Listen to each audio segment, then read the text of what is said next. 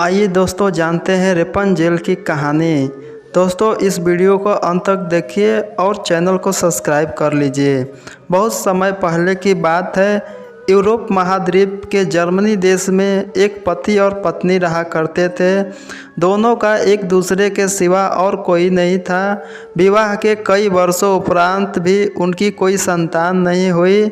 समय इसी प्रकार से गुजर रहा था कि अचानक एक दिन स्त्री को अपनी कोख में संतान की अनुभूति हुई और गर्भावस्था के दौरान उसको कुछ इस प्रकार महसूस हुआ कि उसको रेपनजेल नामक शाक खानी चाहिए।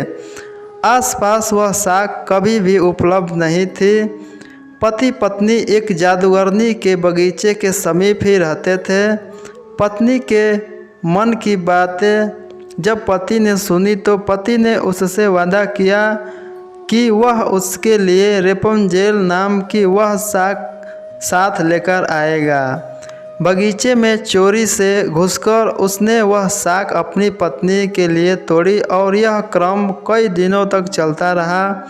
एक दिन बगीचे की मालकिन जादूगरनी ने, जिसका नाम डेम गोथेल था, उसे यह चोरी करते हुए देख लिया और जादूगरनी ने पति को बंधक बना लिया।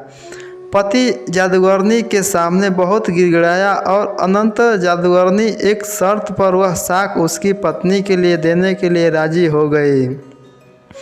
शर्त यह थी कि संतान के जन्म के बाद वह उसे जादूगरनी को सौंप देगा।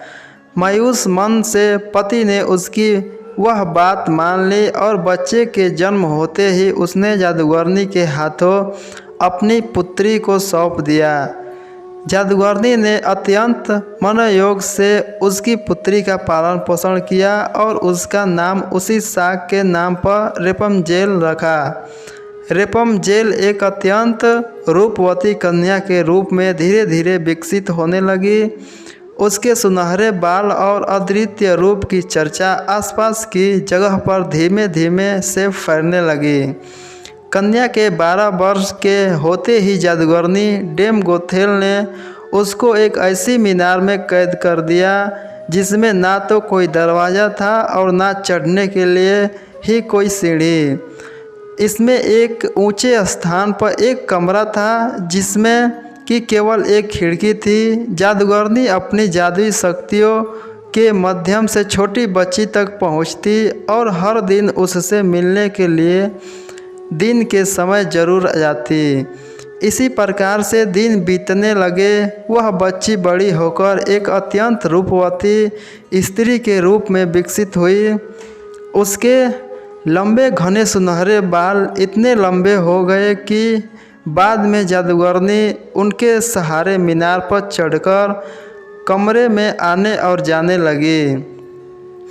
ऐसा करते वक्त वह रेपनजेल को पुकारते हुए कहती, रेपनजेल अपनी बाल गिराओ ताकि मैं तुम्हारे सुनहरे बालों पर चढ़कर ऊपर आ सकूं। समय इसी तरह से गुजरता गया और एक दिन किसी राज्य का राजकुमार घूमते घूमते उसी क्षेत्र में आ गया जहां पर रेपनजेल उस मीनार में रहती थी। रेपनजेल की आवाज़ में अद्वितीय मिठास थी। जब वह गाती थी तो जैसे समय ठहर जाता था। एक दिन राजकुमार को टहलते टहलते एक मधुर आवाज़ सुनाई पड़ी। वह आवाज़ कहाँ से आ रही है यह जानने के लिए जब राजकुमार मीनार के पास गया तो उसे दिखाई पड़ा कि एक ऊंची मीनार के ऊपर कमरे में एक सुंदर रूपवती स्त्री रहती है। उसकी इस मीठी आवाज़ को सुनकर राजकुमार उसकी तरफ अत्यंत आकर्षित हुआ और वह अपनी उत्सुकता पर काबू नहीं रख सका। उसने मन में ठान ली कि वह इस बंद मीनार में रहने वाली स्त्री जिसकी आवाज़ इतनी मधुर है के विषय में जान के ही रहेगा। एक दिन जब दिन के समय जादूगरनी रेपनजेल से मिलने के लिए आई तो उसने जादूगरनी को वह शब्द कहते और बालों के जरिए ऊपर चढ़ते हुए देख लिया। राजकुमार ने इसी प्रकार जब रात के समय रेपनजेल को पुकारा तो उसने उसे आने के लिए मीनार के सहारे अपने बालों को लटका दिया। राजकुमार ऊपर जाकर रेपमजेल से मिला। रेपमजेल और राजकुमार एक दूसरे से प्रेम करने लगे थे। दोनों ने मिलते ही एक दूसरे को पसंद कर लिया था और वह एक दूसरे के लिए के अत्यंत सहचर बन गए। अतः राजकुमार ने रेपमजेल के सामने विवाह का प्रस्ताव रखा। रेपमजेल इस पर सहमत हुई और दोनों का मिलना जुलना धीमे धीमे बढ़ने लगा। जादूगरनी डेम गोथेल रोज दिन के समय रेपमजेल को मिलने के लिए आया करती थी। राजकुमार और रेपमजेल ने मिलकर एक योजना बनाई कि राजकुमार द्वारा दिए गए रेशम से रेपमजेल एक सीढ़ी बनाएगी जिसमें कि वह दोनों उस जगह से भाग सके। रेपमजेल की मूर्खता के कारण जादूगरनी डेम गोथेल को राजकुमार के रेपमजेल के पास आने और उसके गर्भवती हो जाने का पता चल गया। जादूगरनी डेम गोथेल ने रेपमजेल को मीनार से बाहर निकाल दिया और जंगली जानवरों के बीच से जंगल में विचरने को अकेला छोड़ दिया और वह स्वयं उस मीनार के कमरे में जाकर छुप गई।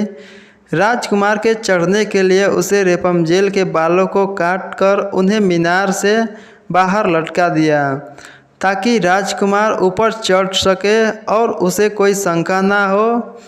जब राजकुमार रेपमजेल से मिलने के लिए उस रात आया तो रेपमजेल की जगह जादूगरनी को पाकर वह भयभीत हो गया और मीनार से कूद पड़ा, जिससे कि नीचे पड़े कांटे से उसकी दोनों आँखों की रोशनी चली गई। जब राजकुमार नीचे गिरने लगा उसके हाथ में रेपमजेल के कटे हुए बाल आ गए और रेपमजेल की लंबी बालों की लट राजकुमार के साथ ही नीचे गिर गई। नीचे उतर पाने का कोई अन्य तरीका न होने के कारण जादूगरनी डेम गोथेल उस मीनार में फंस गई और अंततः मृत्यु को प्राप्त हुई। अपनी आँखों और अपनी प्रेमिका को खो देने के बाद राजकुमार निराश होकर अंधा होकर जगह जगह भटकने लगा। कई महीनों तक इस प्रकार भटकने के पश्चात वह उस क्षेत्र में जा पहुंचा जहां पर रेपमजेल बस चुकी थी। उधर रेपमजेल ने जुड़वे बच्चे को जन्म दिया जिनमें एक बेटी और एक बेटा हुआ। इसी तरह कुछ समय तक एक दूसरे के बिछोह में रहने के बाद अतः दोनों उसी राज्य में एक स्थान पर मिले और उनसे मिलन से चमत्कार स्वरूप राजकुमार की दृष्टि वापस आ गई और रेपमजेल के लंबे सुनहरे बाल उसको वापस मिल गए और दोनों हंसी खुशी अपना जीवन साथ में बिताने लगे। दोस्तों, यह वीडियो अच्छा लगा है तो वीडियो को लाइक कर लीजिए और चैनल को सब्सक्राइब कर लीजिए।